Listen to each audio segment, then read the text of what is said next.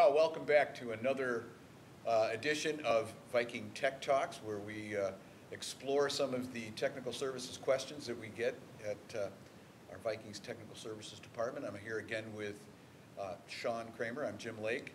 And today we're going to be talking about the Viking TRIMPAC questions that we get, Shaun.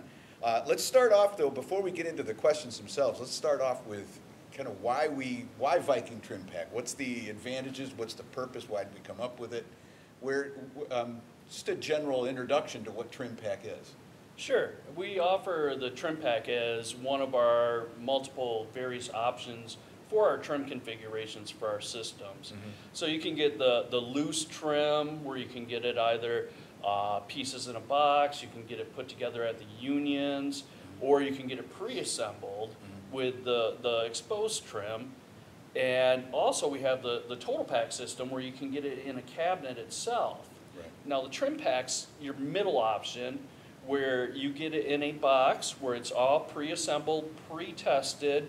You can mount it on the wall or the riser, and you take the steel braided hoses and you run and make your connections over to the valve. Mm-hmm. So there's a lot less that you have to actually put together on the trim with using the TRIMPAC, as opposed to if you just got all the fittings and nipples in a box and had to put them together piece by piece. Yeah. Ease of installation is the big deal right there. Yes, exactly. Okay, so let's dive into the questions then. The first one that we have is, how do I order a 6-inch Viking TRIMPAC system? I only see one part number for it. Yeah, so with the TRIMPAC itself, it's not size specific. So it's going to be the same size, same part number, whether you're ordering for a 3-inch size or whether you're ordering for an 8-inch size. Okay. Now the thing to remember when you are ordering it is there's a drain package that comes along with it.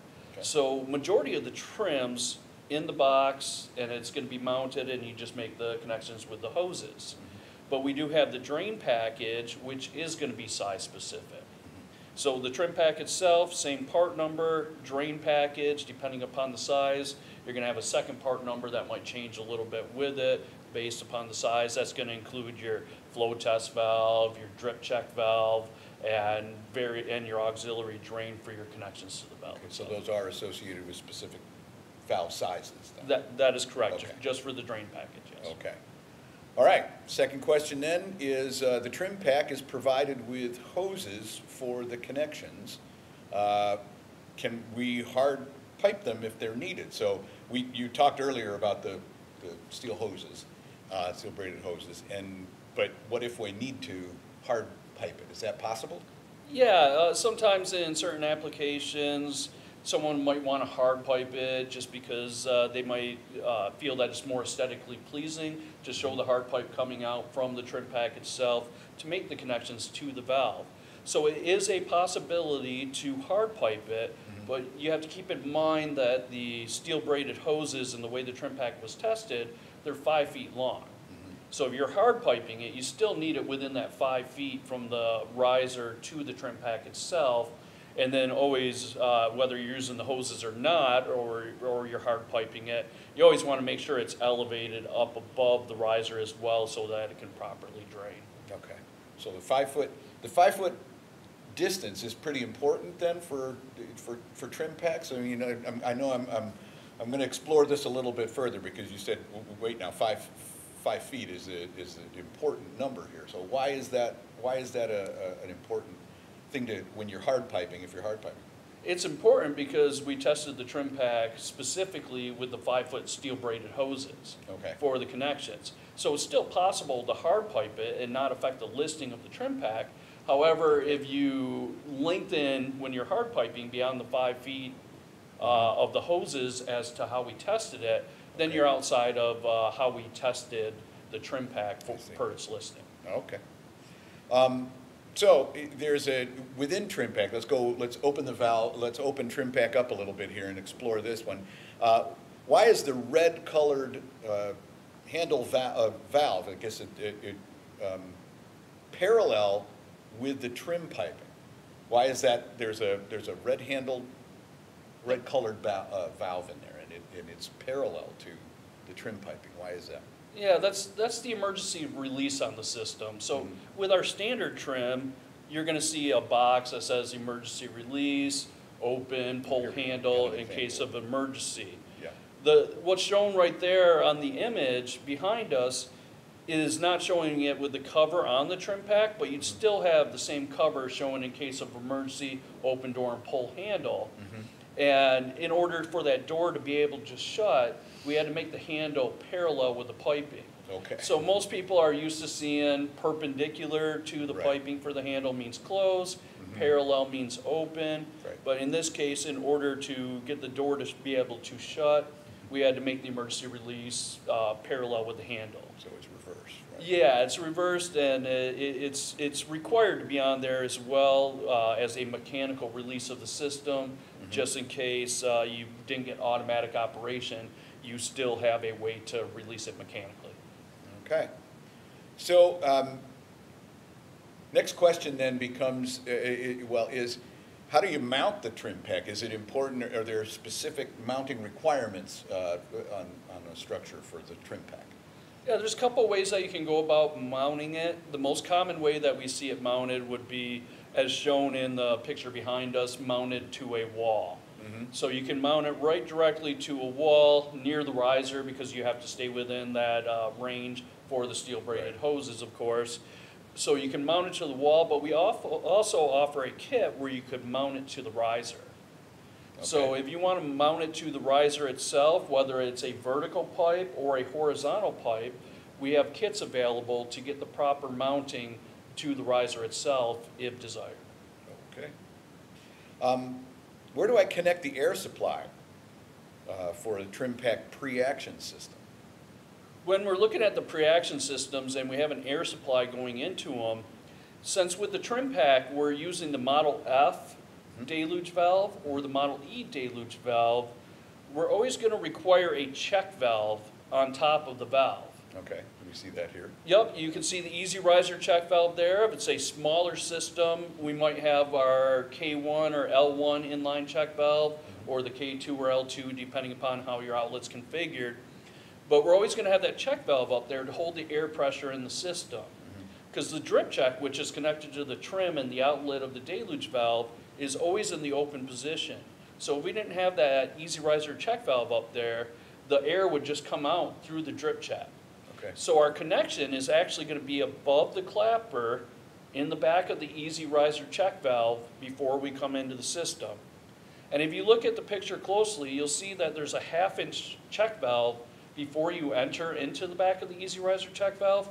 That doesn't come with the trim pack, but that needs to be connected at the air supply as well, because when the system fills with water, it prevents water from backfilling into the air supply. Sure. So the connection's always going to be made above the clapper in the check valve, regardless of what size check valve it is and what style Viking check valve is being used. Okay.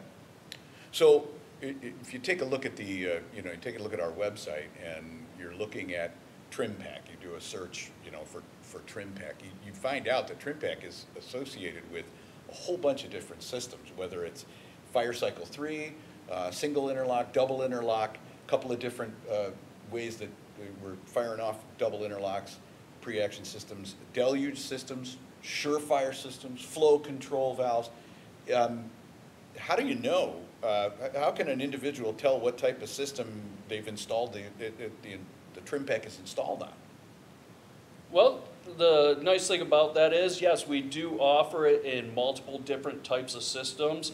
So if you just walked up to the box itself and there was no information as to what system it is, you would have to be able to identify it by the components of the trim.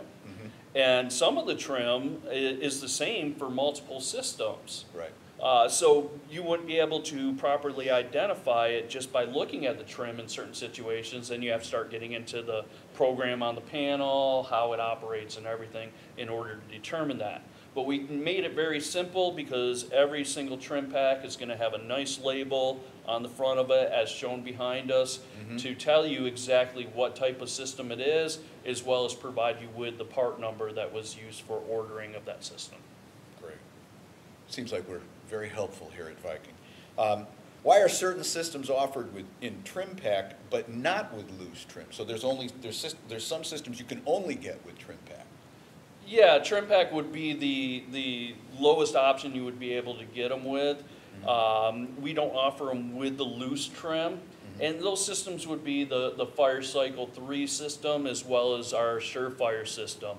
Those start out in the TrimPack offering for the configuration. And with that, they're a little bit more complex systems. You got 2 solenoids, you got a pneumatic actuator in line with them. On the Fire Cycle system, your pressure operator relief valve is serving a different purpose than it does on our standard conventional trim. So in order to make it easier for installation, for a quicker installation, make sure that there's not confusion as to how these more complex systems go together, we decided to offer it in the TrimPack for that type of option to make it easier for installation purposes. Once again, being very helpful here at Viking with our stuff. Can I add, this question comes in is, can I add an accelerator when using a TrimPack? Yeah, adding an accelerator is definitely an option when using a TrimPack for your double interlock pre-action systems.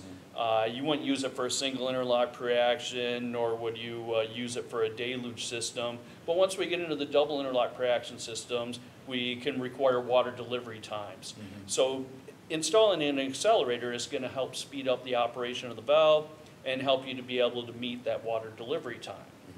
So the E1 accelerator would just be connected before you enter with the air supply into the back of the Easy Riser check valve, and right around where you're going to connect for the pneumatic actuator.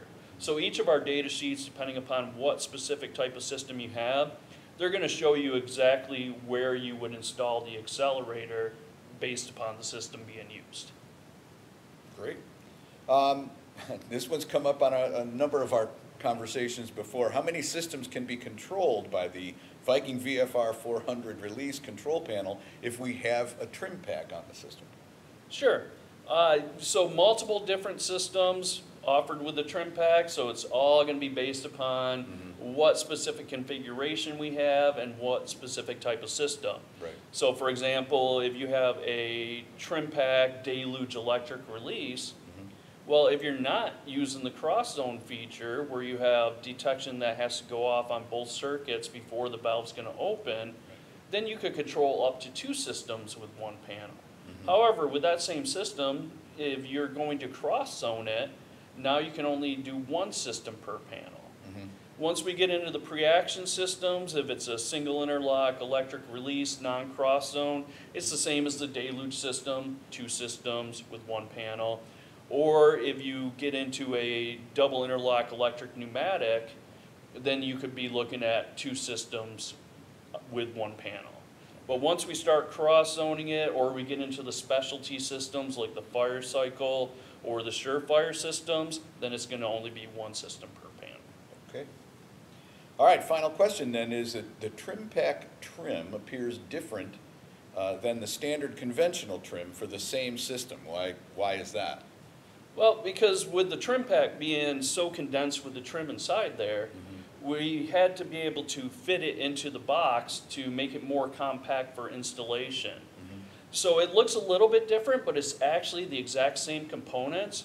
If you're looking at the right-hand side, if you're facing the TrimPack, that's your prime line connection. So that's where your connections can be tapped upstream of the water supply control valve so that you can establish your prime pressure into the priming chamber of the valve. Now the second hose, as we start to move over, is going to go into the top of the priming chamber, whether it's the E or the F deluge valve. You're going to make that connection into the priming chamber. Right. Our third hose coming, that's going to be for your drain line. So you have your PVC hose running over to the drain cup to drain out during activation of the system, as well as to drain down the system after it's taken out of service. Now the last 2 connections that we have on the left-hand side, the second one from the left-hand side, that one's going to be used for once the valve opens. Water's going to pass through that. It's going to activate your alarm pressure switch for water flow, and it's also going to come through and activate your pressure operator relief valve to trip the system, depending upon what type of system you have and trim configuration you have. Then the last one on the far left, that's for your testing purposes, to be able to test your alarm. That connects down to the inlet of the valve, so you can open up your alarm test valve, pressurize your alarm, and be able to test it. So if you take a close look at it compared to our exposed trim, you'll see it's all the same components and it's providing all the same functions that you would see on that standard conventional trim that we offer as well. Perfect. Well, that's the end of these questions. If you've got any questions for technical services, we handle thousands of them a year, hundreds of them a week. Shaun, what's that contact information again? You can call us at our toll-free number at 877-384-5464 or visit our website at www.vikinggroupinc.com. Operators are standing by. Thanks, Shaun, for answering these questions, provide us these questions. What we're going to do, this will be posted, obviously, along with the rest of them on our website. Feel free to contact our technical services, and we'll see you again on another edition of Viking Tech Talks. I'm Jim Lake, and this is Shaun Kramer. Have a good day.